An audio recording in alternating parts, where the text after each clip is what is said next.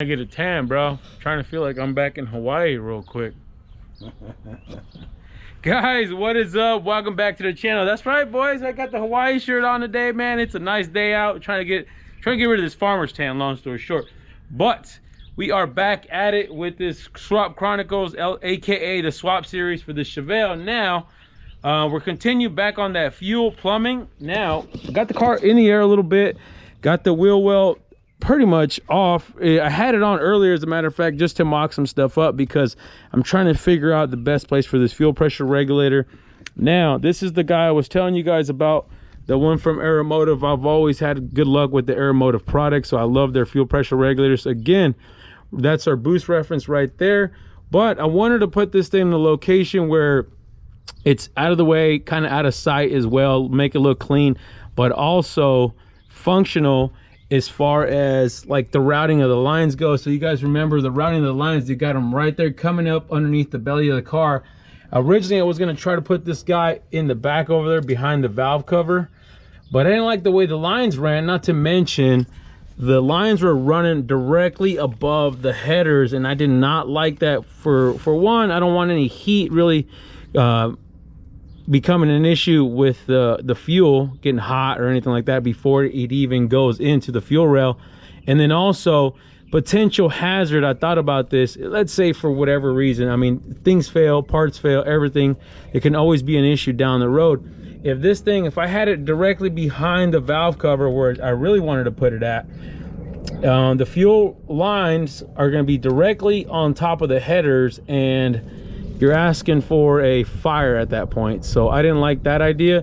So I'm thinking we're gonna go probably like right here. I don't know if you guys can see in relations to that brake booster, but probably right underneath the brake booster. And if you look, the lines will flow nicely right into that, the feed and return.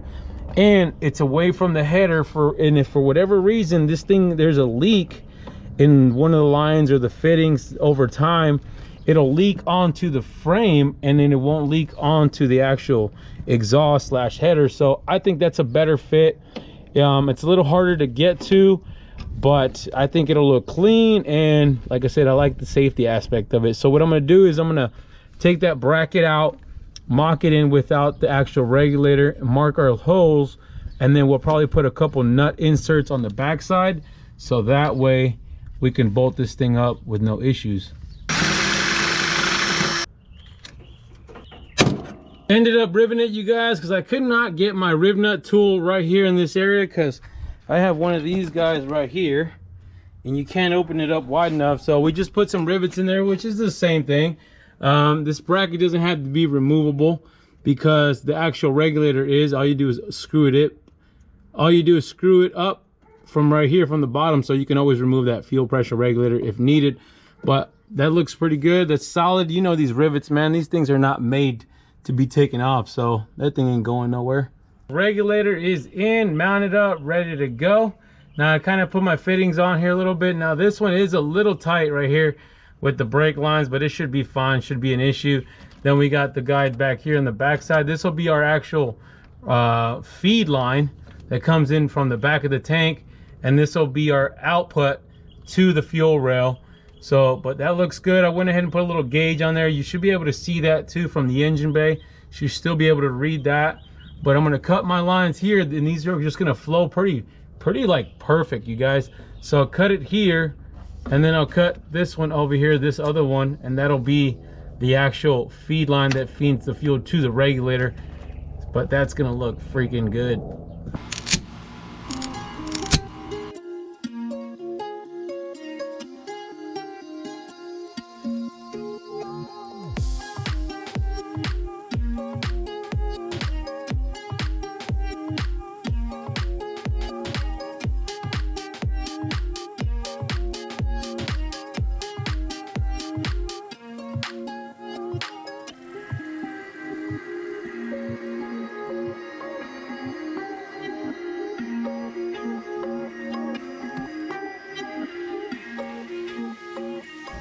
Damn, Gina, looking like money, you guys. I am really happy with this thing.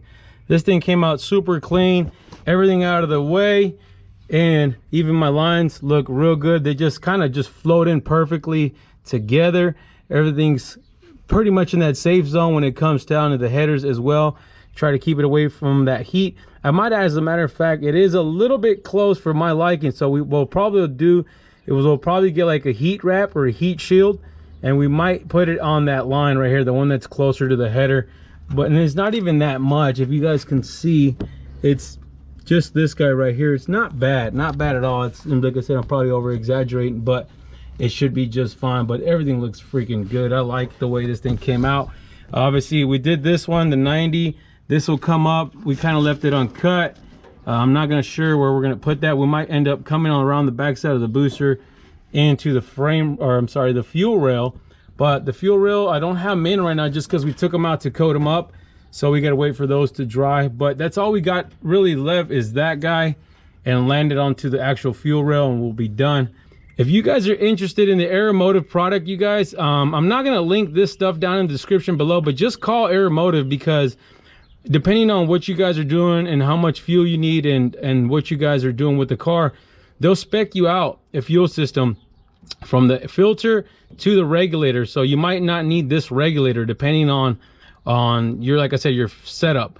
If you guys are running a 500 to 600 horsepower setup, you guys won't even need this. Like, this is way overkill. Like I said, this is an 800 horse motor, so we need this. But if you guys are running anything 600 or less, check out the video down in the description below. That's a pretty quick and easy, and it's less expensive than this guy here, because everything's braided AN lines, so it gets pricey. So check out that video if you guys are interested in that. I'll link it down in the description below. All right, you guys, now we're probably going to continue this series on a little bit longer as far as the fuel stuff goes, and the mixture of the other plumbing as well, because we still have to get to the wiring and the fuel pump control module from AEROMOTIVE, so stay tuned for that. So you guys already know, you guys got to hit the subscribe button for me right now. Cool. All right, hit the like button and hit the bell for notifications, and stay wrenching.